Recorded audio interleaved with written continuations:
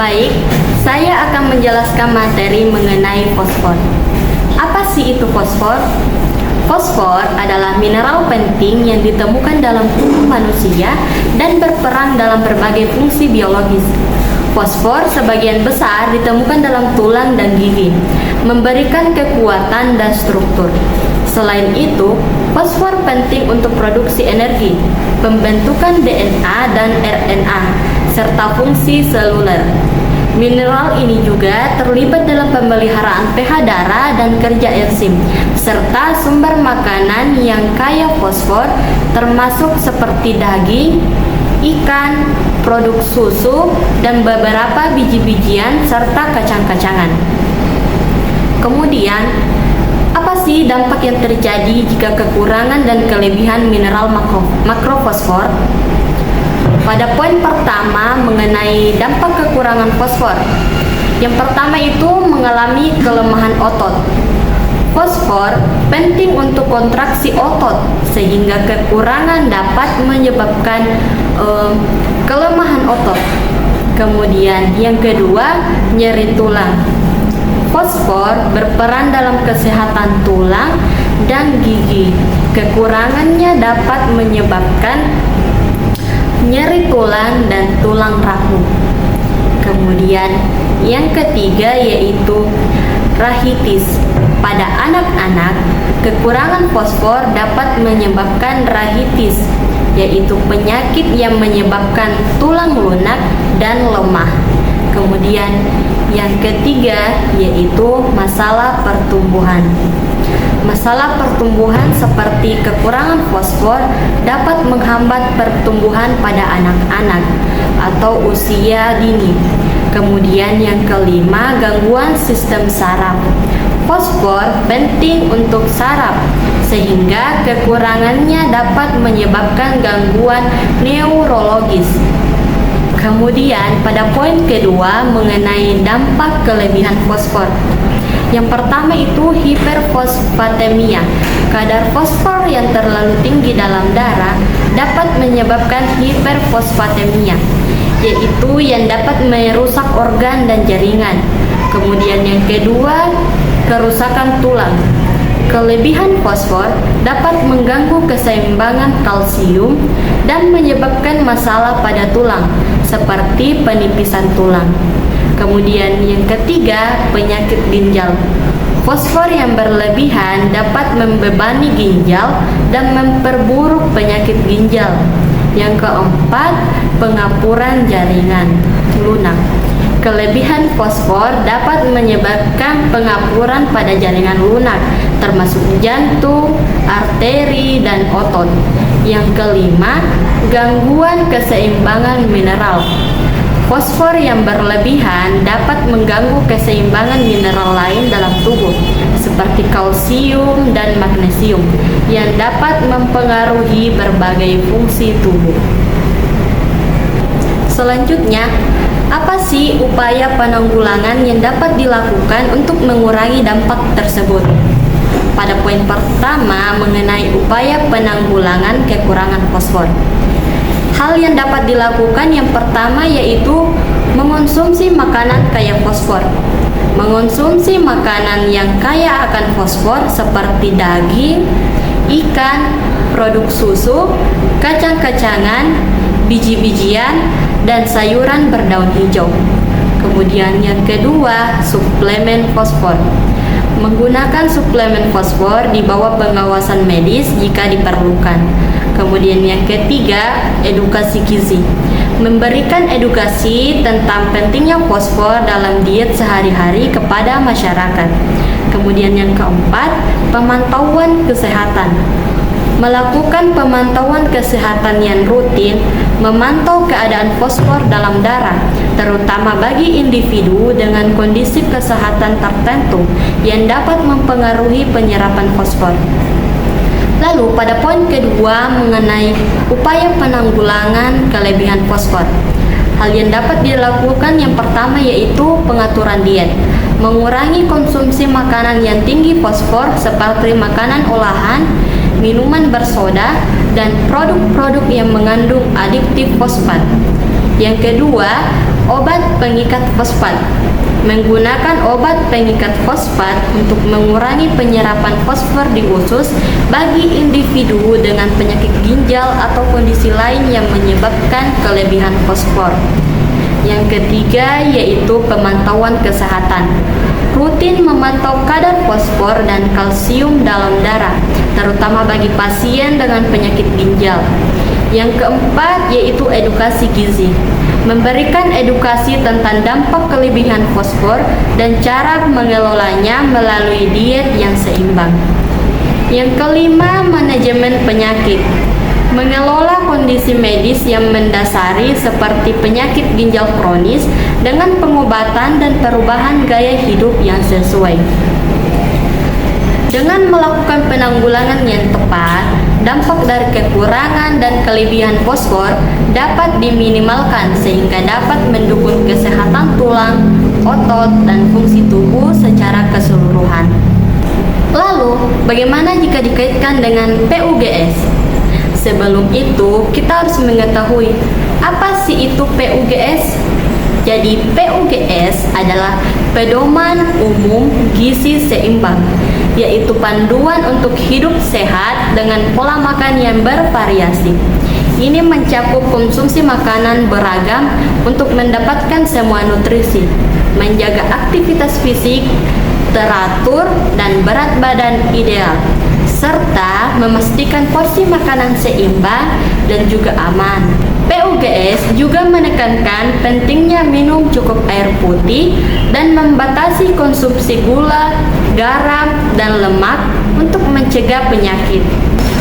Kemudian, bagaimana jika PUGS dikaitkan dengan fosfor? Yang pertama terkait mengenai konsumsi beragam makanan. Pada fase kekurangan fosfor, PUGS mendorong konsumsi makanan yang beragam, termasuk sumber-sumber fosfor seperti daging, ikan, produk susu, kacang-kacangan, dan biji-bijian. Ini membantu memastikan asupan fosfor yang cukup. Sedangkan pada fase kelebihan fosfor, dengan mengikuti PUGS, seseorang akan lebih cenderung menghindari konsumsi berlebihan makanan olahan dan minuman bersoda yang tinggi fosfor, sehingga mengurangi resiko kelebihan fosfor. Yang kedua, terkait mengenai mengonsumsi makanan sumber karbohidrat, protein, dan lemak secara seimbang. Pada fase kekurangan fosfor, PUGS mengajarkan keseimbangan makronutrien dalam diet yang memastikan bahwa tubuh mendapatkan fosfor yang cukup melalui makanan yang beragam dan seimbang. Sedangkan pada fase kelebihan fosfor, pedoman ini juga membantu mencegah konsumsi berlebihan pada makanan tertentu yang dapat meningkatkan kadar fosfor dalam tubuh. 3. Terkait mengenai aktivitas fisik dan pola hidup aktif. Pada fase kekurangan fosfor, aktivitas fisik yang teratur dapat meningkatkan kesehatan secara keseluruhan, termasuk kesehatan tulang dan otot yang membutuhkan fosfor. Sedangkan pada fase kelebihan fosfor, pola hidup aktif membantu mengelola berat badan, kesehatan ginjal yang penting dalam mengatur kadar fosfor dalam tubuh. 4. Mengenai memantau asupan zat gizi. Pada fase kekurangan fosfor, PUGS menganjurkan untuk memantau asupan gizi termasuk fosfor untuk memastikan tidak adanya kekurangan.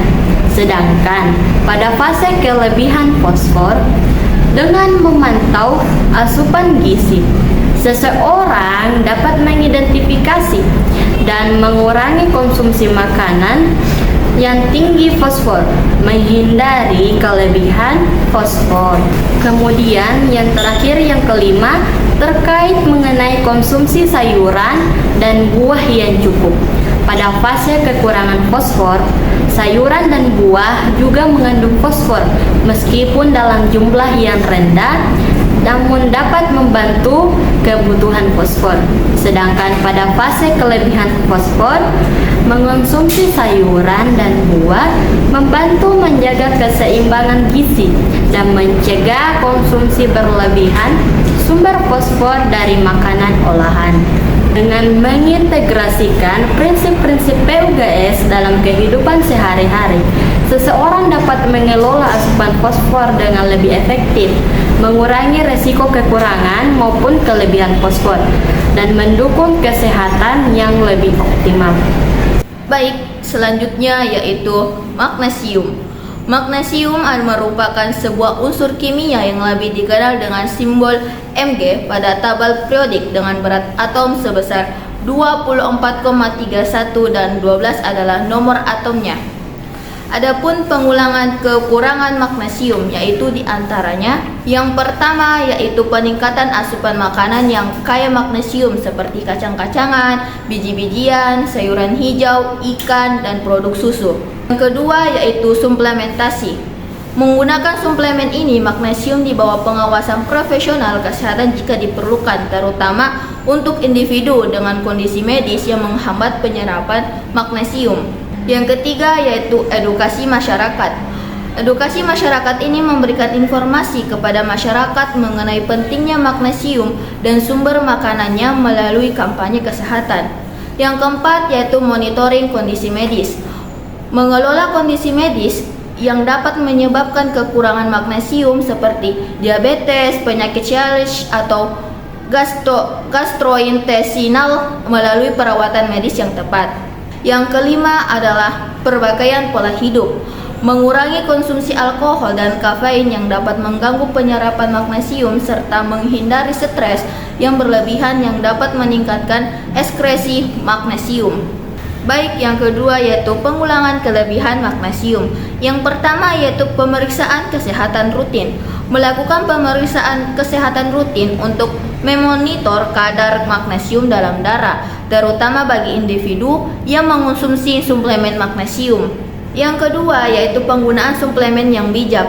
Mengonsumsi suplemen magnesium sesuai dengan dosis yang dianjurkan oleh profesional kesehatan dan tidak melebihi dosis yang disarankan. Yang ketiga yaitu penanganan medis.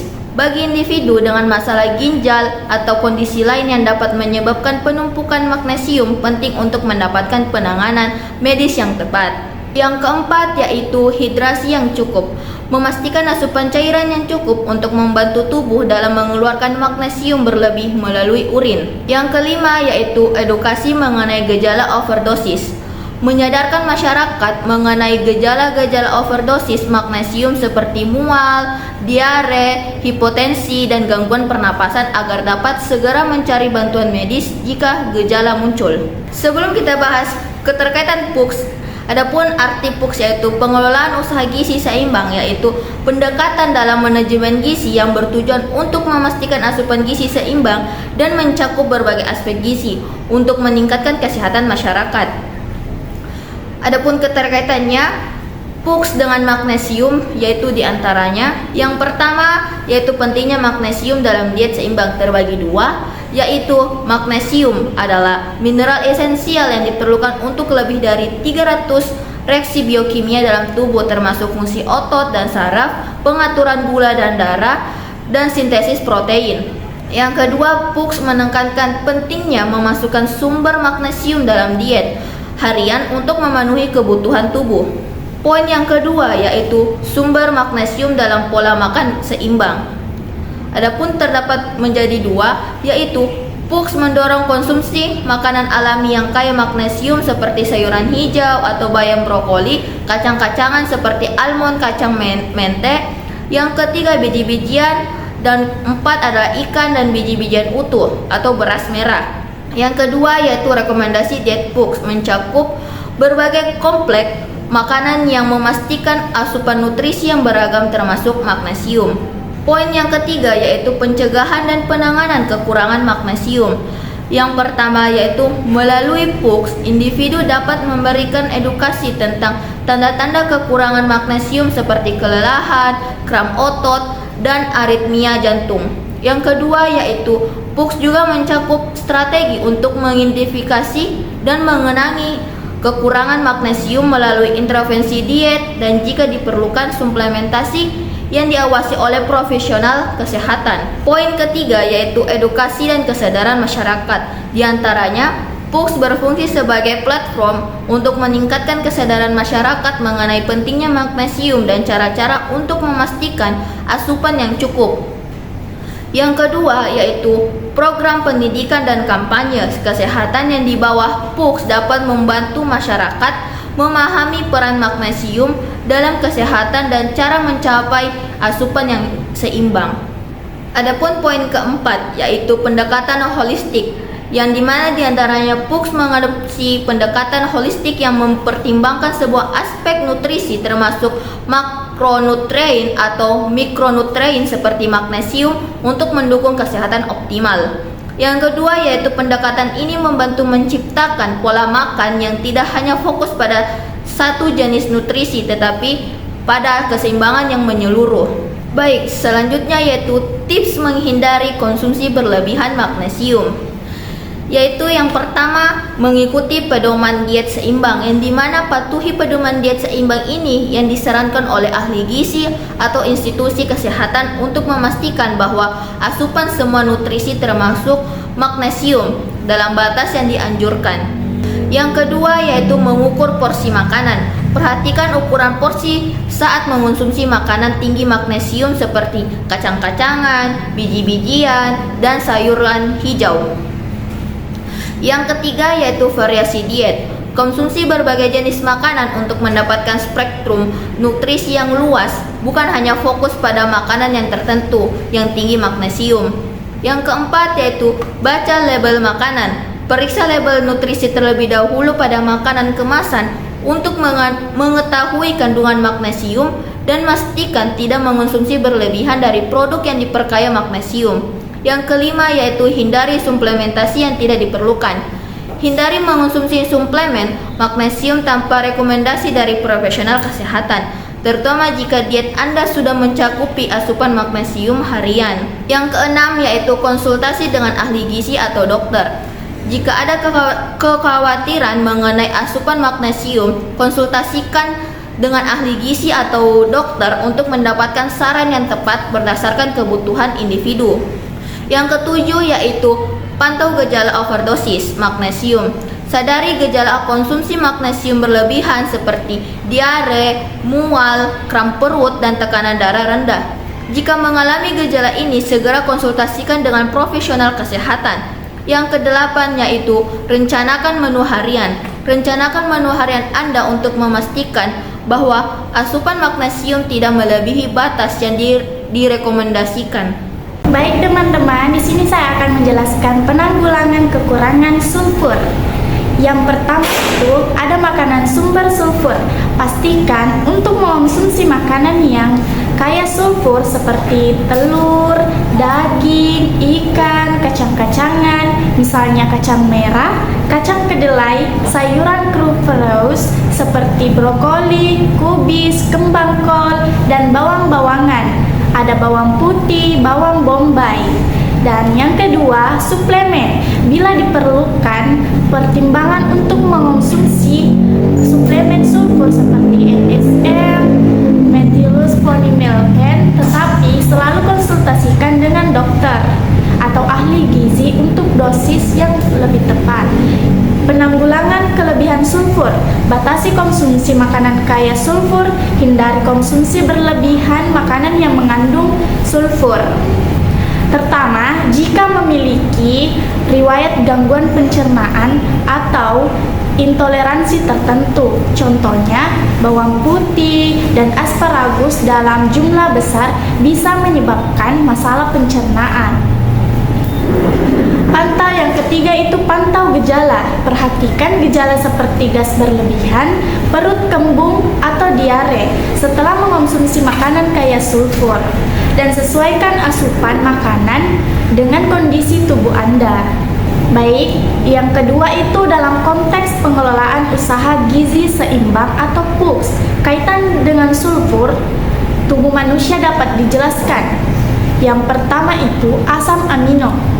Penting, sulfur merupakan komponen integral dari beberapa asam amino esensial, terutama metionin dan sistin. Asam amino ini penting untuk sintesis protein dalam tubuh manusia.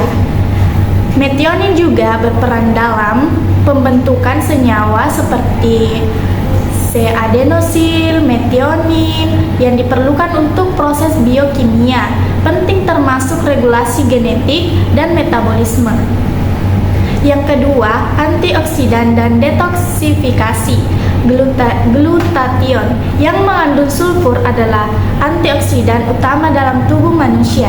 Antioksidan membantu melindungi sel-sel tubuh dan kerusakan oleh radikal bebas dan memperkuat sistem kekebalan tubuh. Glutathione juga penting dalam proses detoksifikasi, membantu mengeluarkan zat-zat berbahaya seperti logam berat dan senyawa toksik lainnya. Yang ketiga itu kesehatan jaringan. Sulfur diperlukan untuk pembentukan dalam pemeliharaan sebagai struktur jaringan tubuh termasuk kulit, rambut, kuku, dan tulang rawan. Sulfur membentuk ikatan disulfida yang kuat dalam protein seperti kolagen dan keratin yang esensial untuk integritas struktural dan elastisitas jaringan. Yang keempat, fungsi metabolik. Selain sebagai komponen asam amino dan antioksidan, sulfur juga terlibat dalam berbagai fungsi metabolisme tubuh, misalnya dalam metabolisme karbohidrat dan lemak. Sulfur berperan dalam pembentukan energi melalui lintasan seperti siklus asam sitrat. Dalam implementasi PUGS, penting untuk memastikan bahwa asupan sulfur mencukupi melalui diet yang seimbang. Sumber alami sulfur termasuk telur, daging, ikan, produk susu, kacang-kacangan, bawang putih, dan bawang bombay. Dengan memperhatikan peran penting sulfur dalam kesehatan tubuh manusia, PUGS dapat lebih komprehensif dalam mempromosikan gizi yang seimbang dan berkelanjutan. Baik, selanjutnya tips untuk menghindari konsumsi berlebihan makanan yang mengandung sulfur. Yang pertama itu ada variasi dalam diet. Cobalah untuk memasukkan berbagai jenis makanan yang mengandung sulfur dalam diet Anda untuk menghindari kelebihan konsumsi dari satu jenis makanan tertentu. Tentu berikut adalah beberapa contoh makanan yang mengandung sulfur yang terdapat Anda konsumsi untuk dimasukkan dalam variasi diet Anda. Yang pertama itu ada telur, kaya akan protein, dan sulfur merupakan sumber yang baik untuk memenuhi kebutuhan harian Anda. Yang kedua itu ada daging, terutama daging merah dan unggas seperti ayam, kalkun, dan bebek. Yang ketiga itu ada ikan seperti salmon, tuna, dan sarden yang tidak kaya akan sulfur tetapi juga asam lemak omega 3 yang baik untuk kesehatan jantung. Dan yang keempat itu ada kacang-kacangan, contohnya kacang merah, kacang kedelai, dan kacang almond. Yang kelima itu ada sayuran cruciferous seperti brokoli, kubis, kembang kol, dan sawi. Dan yang keenam itu ada bawang-bawangan termasuk bawang putih, bawang bombay, dan daun bawang. Yang ketujuh itu ada buah-buahan, beberapa buah seperti pisang, apel, dan jeruk. Dan yang terakhir itu ada produk susu, terutama susu dan keju, meskipun dalam jumlah yang lebih sedikit dibandingkan dengan sumber lain.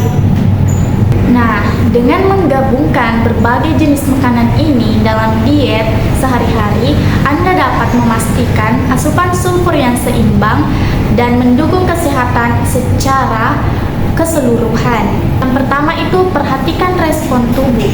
Tidak dilanjuti dengan memperhatikan bagaimana tubuh Anda merespon setiap jenis makanan yang dikonsumsi, terutama jika mengalami gejala yang tidak nyaman setelah mengonsumsi makanan tertentu. Kedua, konsultasi dengan profesional. Selalu bijaksana untuk berkonsultasi dengan dokter atau ahli gizi jika memiliki kekhawatiran tentang diet atau kesehatan Anda sendiri.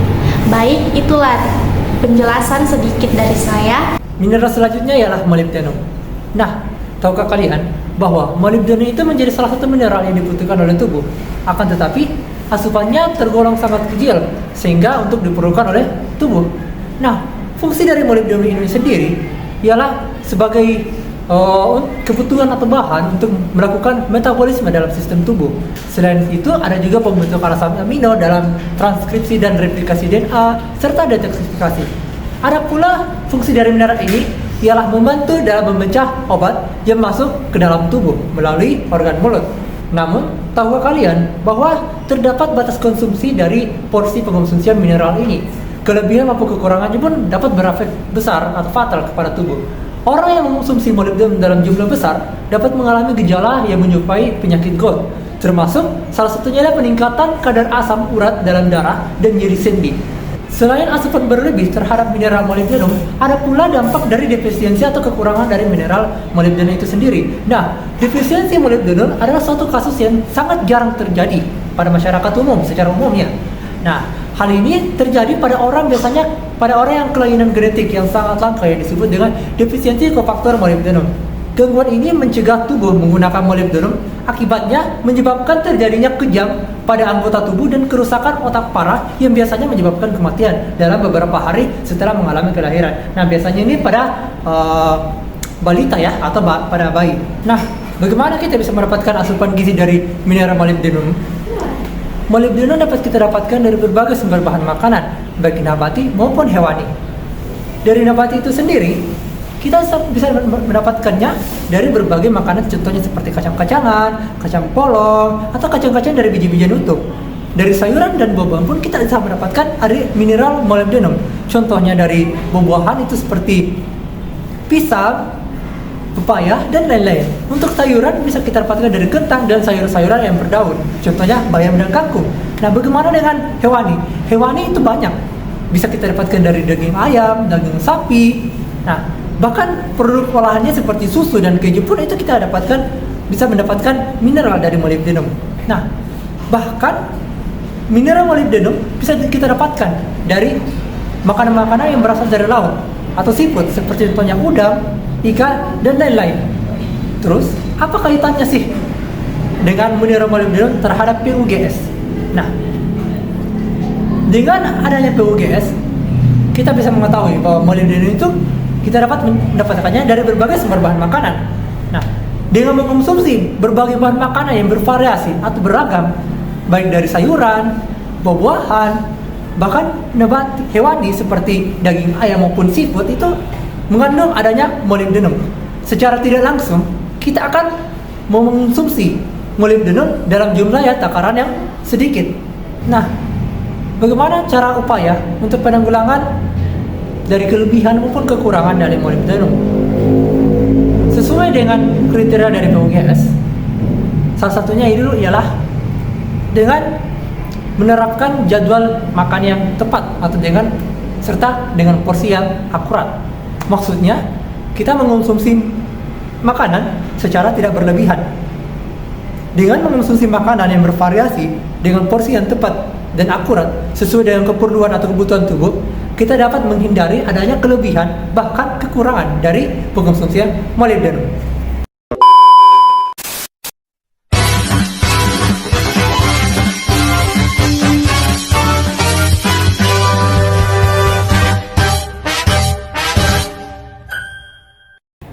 Mulai Mika. Hai, molibdenum. Reaksi otot.